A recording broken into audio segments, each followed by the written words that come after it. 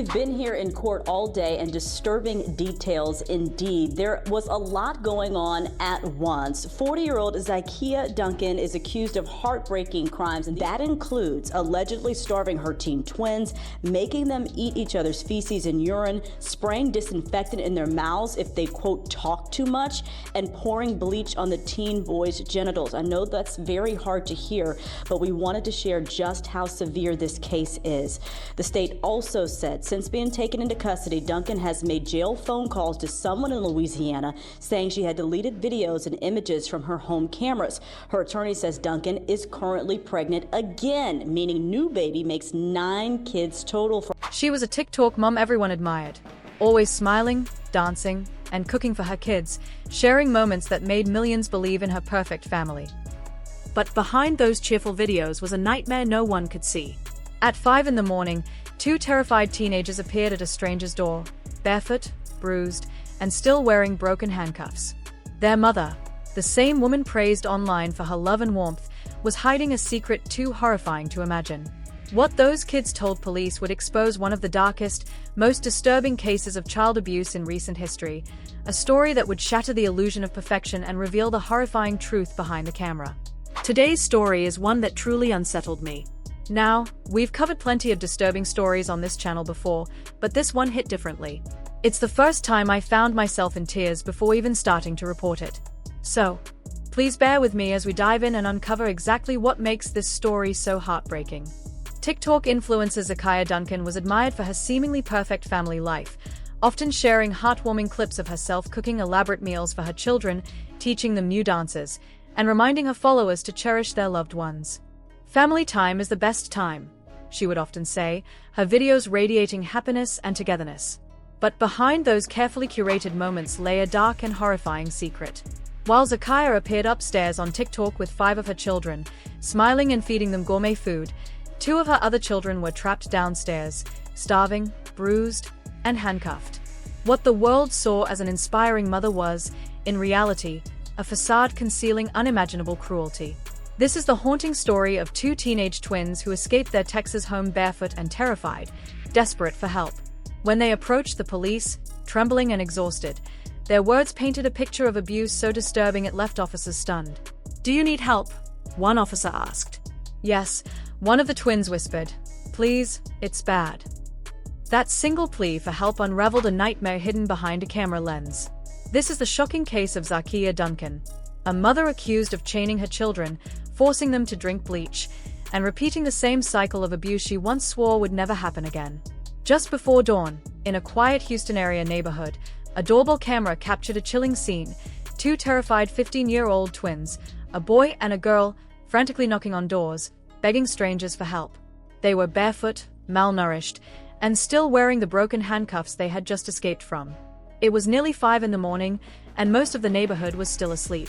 But one woman answered. She has chosen to remain anonymous, her image blurred out of fear and a desire to keep the focus on the children. "I respect that," the reporter told her. "Thank you for speaking with us." The woman, voice trembling, replied softly, "No, thank you for respecting that." When asked what went through her mind as she opened the door that early morning, she said, "Honestly, I was terrified. I didn't know what to expect on the other side of the door. But as soon as I heard their little voices, I knew something was wrong. Something very, very bad." When the neighbor first looked at the children, she immediately recognized the signs of suffering. As a nurse, she had seen pain before, but never like this. "There was just so much shock running through my mind," she recalled. "It was a really hard situation, seeing them like that." What struck her most was how desperately hungry the twins were. "They told me they hadn't eaten in over a week," she said softly. "A whole week. They said their mother would only feed them if they stayed completely silent all day." As the twins opened up, the horrifying details began to unfold. They told her about another set of twins who were treated just as cruelly, forced to sleep in the laundry room or a closet, kept naked, denied access to a bathroom, and left to soil themselves. "They said they were locked in the laundry room," the woman explained, her voice breaking. "It's something I'll never forget." The twins explained that they had 2 younger twin brothers who were also forced to sleep in the bathroom. While those boys weren't subjected to the same level of cruelty, they too endured constant neglect and mistreatment. The older twins described in painful detail how they were handcuffed in a laundry room, left naked, and zip-tied by their ankles, forced to remain in one position for hours.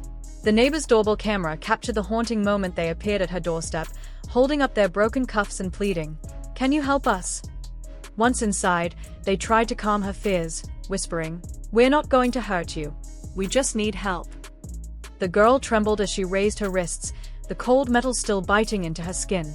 "We just broke out of our handcuffs," she told the woman. "Our mom had us locked in the laundry room." Moments later, the police arrived, and what they discovered would reveal the true depth of horror that had been hiding inside that suburban home. When officers arrived at the neighbor's home, the terrified twins began to reveal the unthinkable. They told police they had been handcuffed for months, starved, and beaten repeatedly. Whenever they spoke too much or disobeyed, their mother would punish them by spraying oven cleaner into their mouths or forcing them to drink bleach and other harsh chemicals. According to court documents, the twins' wrists were marked with deep, raw lacerations from the cuffs. The boy explained that he had secretly found a key, hidden it in his mouth for days, and waited for the perfect moment to free himself and his sister before escaping. When police examined them, they saw the extent of their suffering. The boy's wrists were blistered and bleeding, his hands painfully swollen. His sister bore the same injuries and was wearing nothing but a gray plastic grocery bag around her neck, which she said she had been using as a shirt. As investigators continued speaking with the twins, the full extent of their suffering came to light, and each new detail was more horrifying than the last. The siblings explained that they had been handcuffed to the same black dolly in the laundry room for months at a time. They said their mother routinely forced them to drink household chemicals like bleach and Lysol, and if they dared to speak too much, she would spray Easy Off oven cleaner directly into their mouths. The twins described how she would sometimes pour bleach onto their bodies, causing their skin, even their most sensitive areas, to burn painfully. They couldn't remember the last time they had taken a shower. Instead, they were only given a mop bucket filled with dirty water to wash themselves. When they needed to use the bathroom, they were forced to urinate and defecate on themselves. The sister added, her voice trembling, that on at least one occasion, when her brother had an accident, their mother punished both of them in a way too cruel to comprehend. The twins went on to describe even more disturbing details. They told investigators that their mother had ordered all the restraining equipment, including the very handcuffs they escaped from, directly from Amazon. They said she fed them only once or twice a week, usually with a single sandwich made of mustard or relish, and forced them to drink water from the washing machine's valve to survive. On many nights, she allegedly made them take Benadryl so they would fall asleep quickly and stay quiet. Their chance to escape came when the brother managed to steal the key to the handcuffs from his mother's purse, hiding it in his mouth overnight until the moment was right. After their daring escape, Zaikiya Duncan and her boyfriend, 27-year-old Jovatel, fled Texas with her other children, sparking a frantic search. When police arrived at the family's home, they found the twins gone and 5 other children missing, prompting an Amber Alert and a multi-state manhunt. Within hours, authorities located Duncan, 40, and Tell in Baton Rouge, Louisiana, nearly 250 miles away. Inside their car were all 5 of Duncan's other children, a grim confirmation that the nightmare was far from over. All 5 of the other children found with Zaikiya Duncan and her boyfriend were immediately placed into protective custody. 40-year-old Zaikiya Duncan and her 27-year-old boyfriend, Jovatel, were arrested by authorities on Nicholson Drive near Burbank in Baton Rouge, Louisiana. State police confirmed that all of Duncan's children were safe but declined to release information about their current location for privacy and safety reasons. What investigators discovered next, however, made the case even more infuriating. Records revealed that Zaikiya Duncan had already pleaded guilty to child desertion in Louisiana in 2019, just 3 years before this Texas nightmare began. In that earlier case, prosecutors accused her of locking her children in a closet and subjecting them to severe neglect. One of those children, only 5 years old, was reportedly found with burns consistent with being submerged in hot water. Louisiana court documents from as far back as 2010 describe similar patterns of abuse, when police were called to investigate large bruises and scabs found on one of the children at the time. Court records reveal that the pattern of abuse stretched back over a decade. In one early incident, authorities noted injuries on a 3-year-old's buttocks, which spanking with a belt. No charges were filed. In 2012, Duncan was arrested after a school employee noticed one of the twins struggling to sit down. Medical workers later discovered burns and bruises on his body, and investigators found similar scars and welts on his twin sister. According to East Baton Rouge District Attorney Hilla Moore, the Department of Children and Family Services intervened at the time, and all of the children were found with injuries in various stages of healing. Duncan was charged with felony cruelty to a juvenile, but while that case was still open, her 6 children were returned to her and their father. By 2018, Duncan had regained full custody. Court documents show she didn't enter a plea in the criminal case until 2019, 7 years after her arrest. When asked about the delay, District Attorney Moore explained that cases like this don't usually take so long, but that their initial focus was ensuring the children's recovery before turning attention to prosecution. Duncan ultimately pleaded guilty to child desertion, receiving 1 year of probation and being ordered to attend parenting classes. That same year, she divorced the children's father and later married Joe Vattel.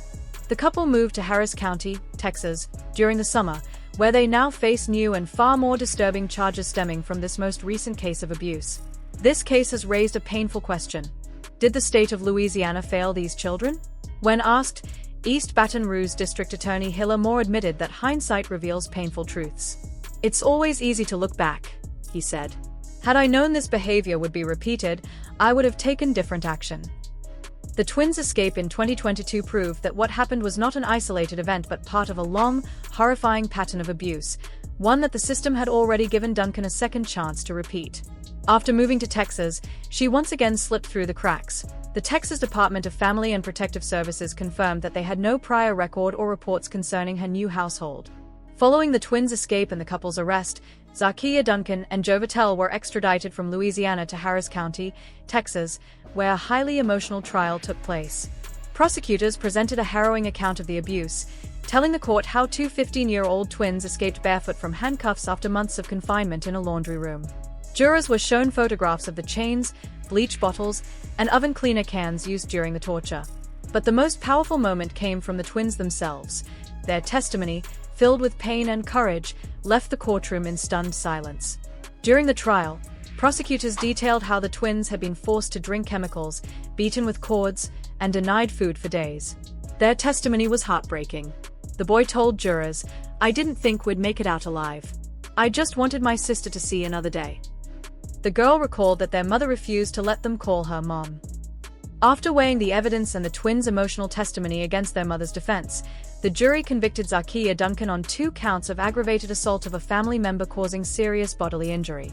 The twins described years of torment, being locked away, beaten, and starved, while Duncan painted herself as a desperate mother raising uncontrollable children. Taking the stand, Duncan pleaded for leniency, telling the jury, "I did things. I was aware of things that happened that I shouldn't have let happen. I take full responsibility for that." She claimed the twins had behavioral problems, such as sneaking out, lying, and refusing to follow rules, issues she blamed on the emotional fallout from their father leaving. According to her testimony, these behaviors supposedly led her to confine the twins, a decision that would ultimately destroy her family and expose a cycle of abuse that had been ignored for far too long. In the end, Zaikiya Duncan was found guilty on 2 counts of aggravated assault of a family member, bringing a chilling chapter of horror and survival to its long-awaited close. After years of investigation, testimony, and heart-wrenching evidence, the judge sentenced Duncan to 45 years in prison, a punishment that, while severe, can never truly erase the suffering her children endured. The courtroom was silent as the sentence was read, the weight of the moment pressing on everyone present. For the twins who once escaped their home barefoot and handcuffed, it marked not just the end of their abuser's freedom, but the beginning of their own journey toward healing. Today, the twins, now 18 years old, are working to rebuild their lives one day at a time. After surviving years of cruelty, starvation, and confinement, they are finally learning what it means to live freely, to make choices for themselves, and to exist without fear. The sister, whose courage helped her brother during their desperate escape, is preparing to begin a career in the military. For her, service represents more than a job. It's a chance to channel her pain into purpose, to stand strong after years of being made to feel powerless. Her discipline and determination have inspired many who followed this case, proving that resilience can grow even from the darkest soil. Her brother's path has been slower, marked by the deep scars left behind from the trauma they endured. He continues to work toward his high school diploma, currently studying at a 10th grade level. Though the road is long, he's showing remarkable persistence, the same persistence that once gave him the courage to hide a key in his mouth and unlock his and his sister's shackles, saving both of their lives. During the trial, a psychologist testified he has been diagnosed with post-traumatic stress disorder, PTSD, describing the lingering effects of years spent in fear. Nightmares, flashbacks, and anxiety still follow him, but he's receiving therapy and support as he works to build a future far removed from the horrors of his past. The story of these twins has not only shaken their community but also ignited a wider conversation about systemic failure and the gaps in child protection services. Many have questioned how Zaikiya Duncan, who already had a documented history of child abuse in Louisiana, was ever allowed to regain custody of her children, and later move freely to Texas without triggering red flags. Officials have since admitted that bureaucratic disconnects between state agencies allowed her to slip through the cracks, a phrase that feels heartbreakingly inadequate when measured against the suffering of her children. Lawmakers and advocates have called for stronger interstate communication regarding families with prior child abuse charges, hoping to prevent another tragedy like this from happening again. For those who follow the case closely, the trial was both painful and powerful. Prosecutors presented disturbing evidence, photos of chains, cleaning chemicals, and the handcuffs used during the abuse. The twins bravely took the stand, facing the woman who hurt them, and shared their story in heartbreaking detail. Their testimony painted a vivid picture of fear, control, and unimaginable endurance. Through tears, the brother told the jury, "I didn't think we'd make it out alive. I just wanted my sister to see another day." Those words echoed through the courtroom, a haunting reminder of the unimaginable strength it took for them to survive. Zaikiya Duncan herself took the stand in her defense, pleading for leniency. She admitted partial responsibility, saying, "I did things. I was aware of things that happened that I shouldn't have let happen. I take full responsibility for that." But her claims that the twins were uncontrollable and difficult to manage rang hollow in the face of overwhelming evidence and years of documented abuse. The jury, unmoved by her excuses, saw through her attempts to rationalize her cruelty. Their verdict, guilty on both counts, was a moment of justice that had been more than a decade in the making. While Duncan now faces decades behind bars, many feel that true justice can never fully be achieved. The emotional and psychological scars left on her children will remain long after she's gone from their lives. Yet, amid the pain, there's also a sense of triumph, a reminder that even in the darkest moments, survival is possible. The twins' courage has inspired people across the country, and their story continues to raise awareness about child abuse, resilience, and reform. Now, as they step into adulthood, the twins are surrounded by a supportive network of foster families, counselors, and advocates helping them rebuild. Their days are no longer filled with fear, hunger, or pain, but with therapy sessions, schooling, and the small but meaningful moments of normal life that most people take for granted. For the sister, mornings begin with training and discipline as she prepares for her future in uniform. For the brother, afternoons are spent studying, healing, and rediscovering his sense of self. Both are learning to smile again, to trust again, and to believe that life can still hold something good. This case leaves us with a mix of heartbreak and hope.